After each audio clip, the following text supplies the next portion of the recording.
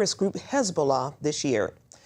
Rioters burned down an evangelical church compound in Sudan. Terrorists bomb an Orthodox church in Libya. Muslim radicals murder hundreds of Christians in Nigeria. These are all examples cited in the State Department's new International Religious Freedom Report for 2012. Persecution of Christians is ongoing around the world today, especially in Muslim countries. For more on the latest persecution hotspots, George Thomas spoke with CBN's chief international correspondent, Gary Lane. And joining us now for more is Gary Lane. He's our senior international correspondent and works with the Voice of the Martyrs. President Obama met with the president of Burma. First time in 60 years that the Burmese president has come. Historic. Here, very historic. But Burma continues to be a country of concern.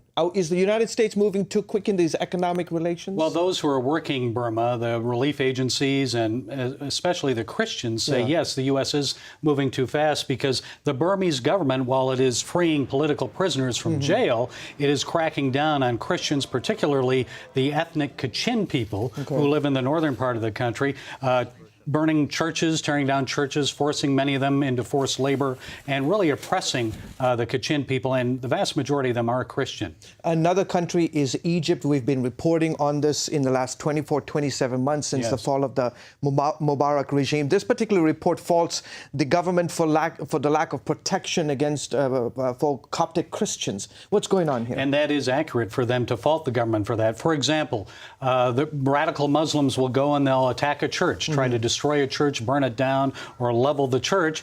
And guess what?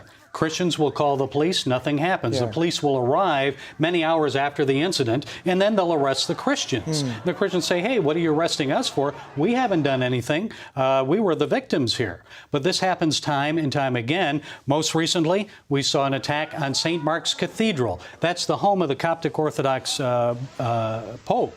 And that has never been attacked in the past. Never in the history of Egypt. The government, army, police fired tear gas and attacked that church when some rioters came out front. And most of the time, the authorities just watch the entire process going. Well, many times they just watch what's happening. If they're there, if they arrive on the scene, they'll watch and allow it to happen.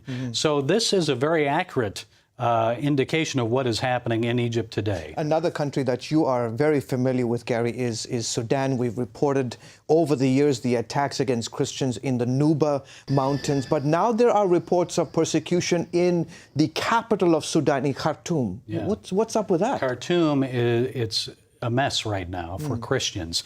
Churches have been closed. The government wants all Christians out of Sudan. And where's that pressure coming from? What's going on there? Well, it's from the Islamists and the government. They would like to see all of the Christians go to South Sudan because they believe that is a Christian state. So if you're Christian... Since they have a new country now. Yes, about 2 years old now. So go down to South Sudan, live there. But Christianity has been in Khartoum for centuries. It was there before Islam. Why should they have to leave in their homes that they've been there for generations? Why should they leave, close their churches, and go down to the south? They want to remain.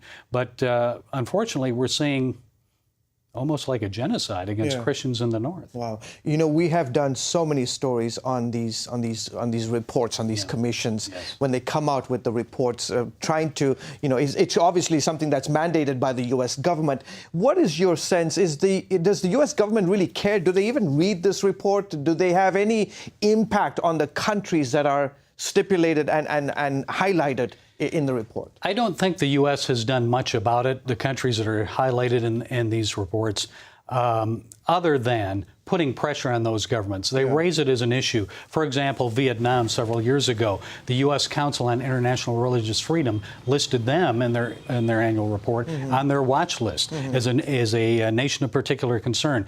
The Vietnamese backed off for a while, but then when we back off and the pressure lessens, guess what? They're back to the same old business again, persecuting especially Christians in the mountain areas in that country. So I think it puts pressure on, but are we going beyond that? Are we imposing sanctions because of religious freedom rights not being there? That's not happening. No, it isn't. It isn't happening, George. So what good is this report really? It raises awareness, but beyond that, there's not a lot of teeth behind it. Yeah, well, we do need to continue to talk and highlight these various situations and countries that where people and are we facing. do that here at CBN News. We try to do that regularly. Gary, thank you, sir. Okay. Appreciate it.